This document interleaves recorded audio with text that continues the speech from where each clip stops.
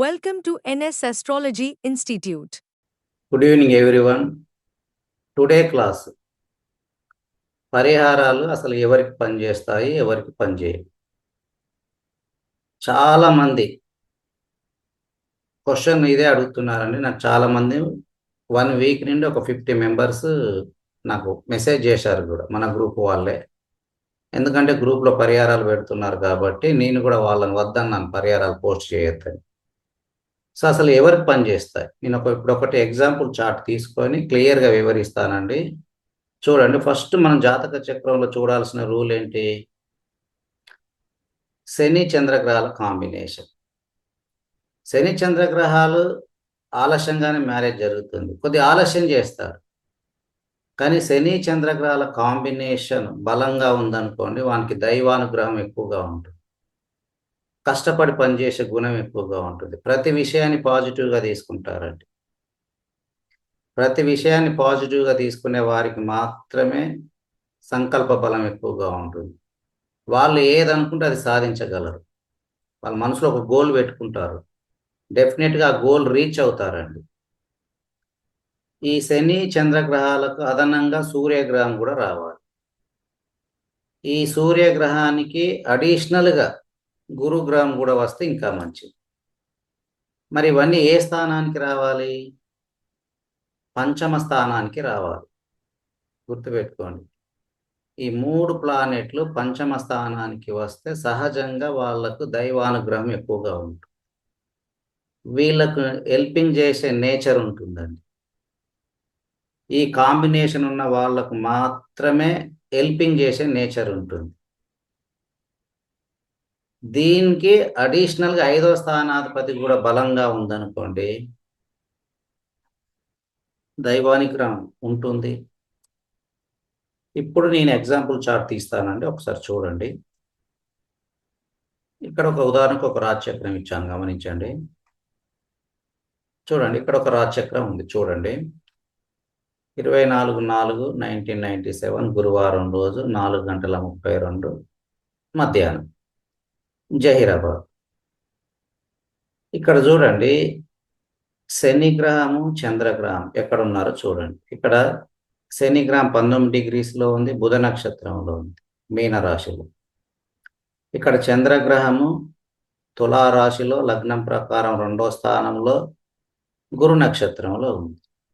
సహజంగా చంద్రగ్రహానికి గురుగ్రహంతో వచ్చినా సరే కొద్దిగా పాజిటివ్ ఆలోచనలు ఉంటాయండి. గురు చంద్రగ్రహాల కాంబినేషన్ పాజిటివ్ నేచర్, వాళ్ళకు 6th సెన్స్ కొద్దిగా పనిచేస్తుంది. ఫ్యూచర్ ఇండికేషన్స్ వాళ్ళకి తెలుస్తాయి. ఫ్యూచర్లో జనరల్గా కొంతమంది అంటుంటారు, నీకు అక్కడ ఏదో జరిగే అవకాశం ఉందంటారు. ఈ కాంబినేషన్ ఉన్న వాళ్ళే, గురు చంద్రగ్రహాల కాంబినేషన్ ఉన్న వాళ్ళకి 6th సెన్స్ వర్కౌట్ అవుతుందండి. సో ఇక్కడ చంద్రగ్రహం గురు నక్షత్రంలో ఉంది. సో గురు నక్షత్రంలో ఉంది కాబట్టి వీళ్ళకి సహజంగా 6th సెన్స్ అనేది ఉంటుంది. మరి గురు చంద్రగ్రహాల కాంబినేషన్ కూడా మన సంతాన సమస్యలే. మరి సంతానం, మరి 6th సెన్స్ ఇది మంచి కాంబినేషన్ అయినప్పుడు సంతానం కూడా ఇవ్వాలి కదా, అంతే కదండి, ఇవ్వాలి కదా. అంటే ఇది ఒక రూల్ అన్నమాట. గురు చంద్రగ్రహాలు సాత్విక గ్రహాలు కాబట్టి మళ్ళీ సంతానానికి మైనస్. సో ఇక్కడ చంద్రగ్రహానికి 8వ స్థానంలో ఉంది. చూడండి, చంద్రగ్రహం నుండి ఇక్కడ శనిగ్రహము మీనరాశిలో ఉంది. ఈ మీనరాశి నుండి మూనుకు 8వ రాశిలో ఉంది.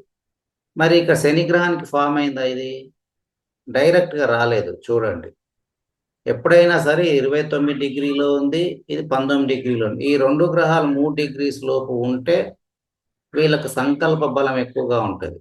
వీళ్ళకు ఏదన్నా హోమాలు చేయించినా, ఏదైనా పరిహారాలు చేయించినా వీళ్ళకు కాస్త వర్కౌట్ అవుతాయండి. ఈ కాంబినేషన్ లేకుండా మీరు ఎన్ని పరిహారాలు చెప్పినా నో యూజ్ అండి.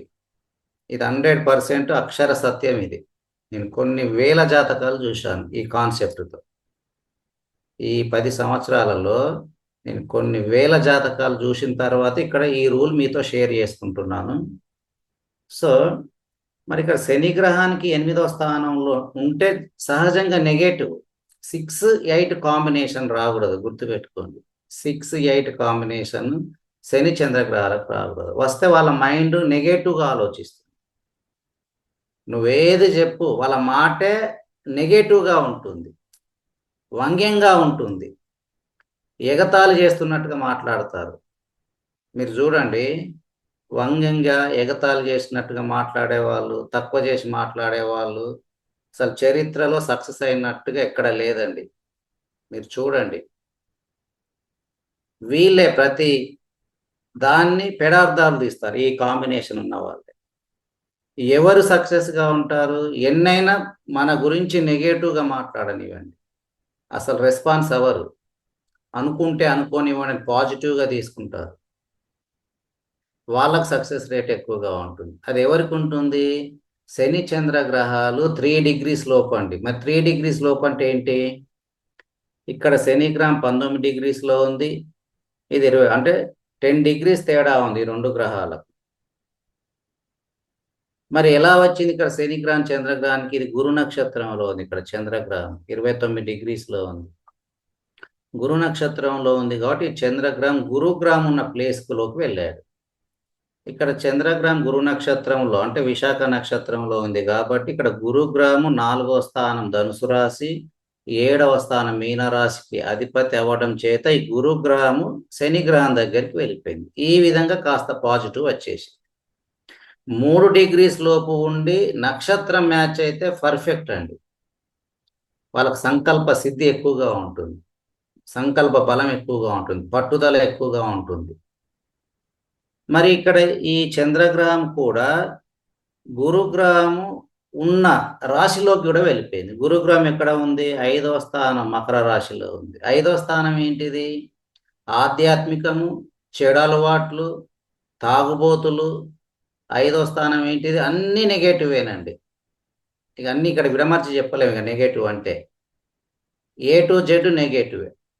అది ఎప్పుడు బలంగా ఉంటే 5వ స్థానం, బలహీనంగా ఉంటే నెగటివ్ ఫలితాలు, బలంగా ఉంటే ఆధ్యాత్మిక సంబంధిత సంకల్పం అండి 5వ స్థానం. సూర్యగ్రహం 5వ స్థానానికి ఆధ్యాత్మిక చింతన. చింతన అంటే సన్యాసులు కాదు, మంచి ఒక భక్తి, మంత్రసిద్ధి. చంద్రగ్రహం 5వ స్థానానికి మంత్రసిద్ధి, సూర్యగ్రహం 5వ స్థానానికి మంత్రసిద్ధి, సంకల్ప బలం. సో ఇక్కడ చంద్రగ్రహం 5వ స్థానానికి వచ్చేసి, మరి శని గ్రహానికి 2వ స్థానంలో సూర్యగ్రహం ఉంది. మరి సూర్యగ్రహానికి 5వ స్థానంతో రాలేదు. ఇక్కడ సూర్యగ్రహం కేతు నక్షత్రంలో ఉంది, కేతు దగ్గరికి వెళ్ళిపోయింది. కేతు ఎక్కడ ఉంది? గురు నక్షత్రంలో ఉంది. శని నక్షత్రంలో ఉంది. ఇది కేతు గ్రహం శని నక్షత్రంలో ఉంది కాబట్టి శనితో సంబంధం వచ్చినట్టే. అంటే ఈ విధంగా సూర్యగ్రహానికి 5వ స్థానంతో కొద్దిగా సంబంధం వచ్చేసి, సో శని చంద్రగ్రహాలు 3 degrees లోపు ఉండాలి. అడిషనల్గా సూర్యగ్రహం కూడా 3 degrees లోపు లేకపోయినా 5వ స్థానానికి రావాలి. ఇక్కడ సూర్యగ్రహానికి 5వ స్థానంతో రాలేదు. 5వ స్థానాధిపతి శని గ్రహానికి 2వ స్థానంలో సూర్యగ్రహం ఉంది కాబట్టి వీళ్ళు కాస్త పాజిటివ్గా ఆలోచిస్తారు. మళ్ళీ సూర్యగ్రహానికి 8వ స్థానంతో రాకూడదు, 12వ స్థానంతో రాకూడదు. సూర్యగ్రహం 12వ స్థానానికి వచ్చి 5వ స్థానానికి వచ్చిన వర్కౌట్ అవ్వండి రెమెడీస్. సూర్యగ్రహం 12వ స్థానానికి ఏంటిది? మరణ స్థానక గ్రహం అని చెప్పుకున్నాం, అంతే కదండి, అవునా? మళ్ళీ చంద్రగ్రహానికి కూడా 8వ స్థానం కూడా రాకూడదు. చంద్రగ్రహం 8వ స్థానానికి ఏంటిది? మరణకారక స్థానం అని చెప్పుకున్నాం. సో ఈ విధంగా చూడాలి. సో ఇక్కడ సూర్యగ్రహము 12కు అధిపతి అయింది చూడండి.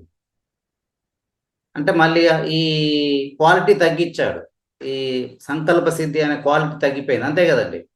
ఇక 12వ స్థానానికి అధిపతి అయ్యి ఎక్కడికి వెళ్ళిపోయింది?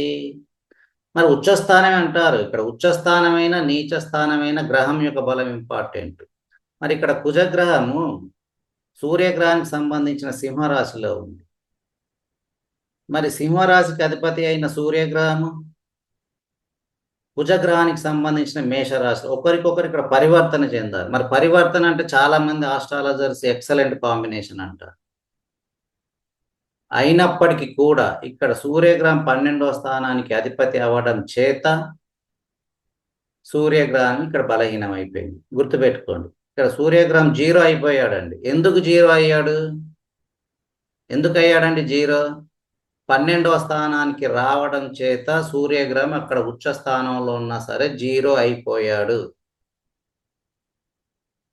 సో ఇక్కడ సూర్యగ్రహం 0 అయిపోయినా కానీ వాళ్ళకి సంకల్ప బలం ఉండదు. గుర్తుపెట్టుకోండి, ఇక్కడ సంకల్ప బలం అనే రూల్ మ్యాచ్ అయితేనే మనం పరిహారాలు చెప్పాలి, వాళ్ళు అప్పుడే సాటిస్ఫై అవుతారు. ఇక్కడ సంకల్ప బలం అనే రూల్ మ్యాచ్ కాకపోతే పరిహారాలు అసలు యూజ్ అవ్వవు, పని చేయవు కూడా. ఈ రూల్ మ్యాచ్ అయిన వాళ్ళకే పరిహారాలు చెప్పాలండి. మళ్ళీ చెప్తున్నాను, శని చంద్రగ్రహాలు 3 degrees లోపు ఉండి ఒకరికొకరు 159 కాంబినేషన్లో ఉండాలి. ఇక్కడ 6-8లో వచ్చారు, 159 కాంబినేషన్లో ఉండాలి. అలాగే సూర్యగ్రహం 5వ స్థానానికి మంత్రసిద్ధి, చంద్రగ్రహం కూడా 5వ స్థానానికి ఆధ్యాత్మిక భావాలు, ఆధ్యాత్మికంలో మంచి గుర్తింపు ఉంటుంది. చంద్రగ్రహం 5వ స్థానానికి వస్తే ఈ 2 గ్రహాలు అడిషనల్గా 5వ స్థానానికి వచ్చేసి అది కూడా గురుగ్రహంతో పాటు వస్తే ఇంకా మంచిది. ఇక్కడ గురుగ్రహం ఎలాగ 5వ స్థానంలోనే ఉంది, పర్వాలేదు వచ్చేసింది. అంటే ఇక్కడ ఒక సూర్యగ్రహమే మైనస్ అయ్యాడు. సూర్యగ్రహం బలహీనంగా ఉంటే వాళ్ళ జాతక చక్రం 0 అని చెప్పాను. నేను ఒక 100 సార్లు చెప్పాను క్లాసులు, అంతేనా అండి? ఒక 100 టైం చెప్పాను. మరి ఇక్కడ సూర్యగ్రహం 12వ స్థానాధిపతి అయ్యి ఉచ్చస్థానంలోకి వెళ్ళాడు. మరి ఉచ్చస్థానం అంటాడు, అది 12వ స్థానాధిపతి కాకుండా ఉంటే బాగుండేది.